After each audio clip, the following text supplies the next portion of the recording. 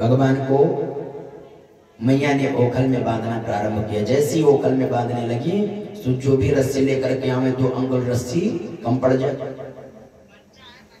अब ये 2 अंगुल रस्सी क्यों कम पड़ जाती थी तो बताया अणिमा नामक एक सिद्धि होती है। तो अणिमा के प्रभाव से आप अपने रूप को छोटा बड़ा भी कर सकते। उसी अणिमा के प्रभाव से वह रस्सियां 2 अंगुल छोटी पड़ जाया करती थी।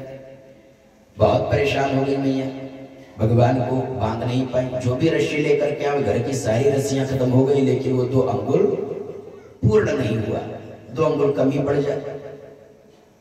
मैया एकदम पसीने पसीना हो गई, सोचने लगी क्या करूं, कैसे बांधूं।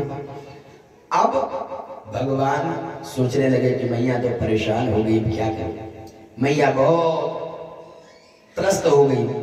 भगवान कहते हैं जब तक इंसान के अंदर परिश्रम और भगवत कृपा नहीं होती है तब तक ये 2 अंगुल हमेशा कम ही रहता है।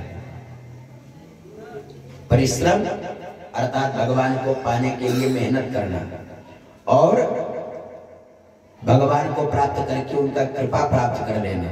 जब ये 2 सफल हो जाता है तभी वो 2 अंगुल की कमी पूर्ण होती है। तो भगवान जब देख लिए कि मैया का परिश्रम बहुत भयानक हो गया, और भगवान को तो मैया पाई ही है, भगवान तो सामने ही विराजमान है, लेकिन परिश्रम ही भगवान देखना चाहते थे। परिश्रम में भी जब सफलता मिल गई तो भगवान ने कहा मैया को हम परेशान ना करें। भगवान ने कृपा किया, सो रस्सी पूर्ण हो गई, भगवान को मैया ने बांध दिया। बांध करके चली गई दूसरा काम करने के लिए। तब तक भगवान उस ओखल को घसीटते घसीटते घसीटते घसीटते पहुंचे। घसीटते घसीटते भगवान आगे पहुंचे और आगे 2 वृक्ष लगे हुए थे, बिल्कुल ऐसे बगले बगल में अर्जुन के वृक्ष। उन वृक्षों के बीच से भगवान जाने लगे अपने ओखल।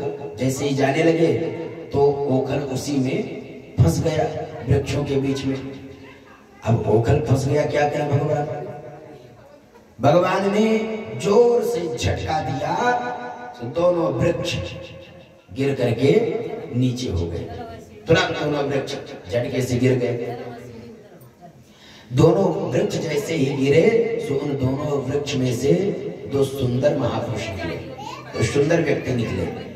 जैसे उन दोनों व्यक्तियों को भगवान ने देखा तो भगवान का उषा स्तुति करने लगे, वंदन करने लगे।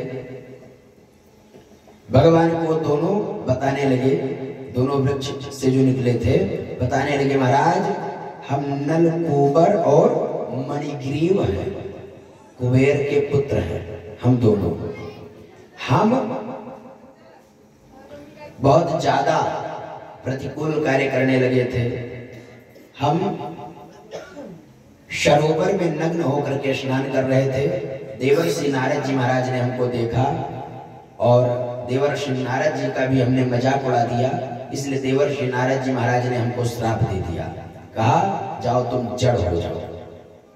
तभी से हम वृक्ष बने हुए हैं महाराज।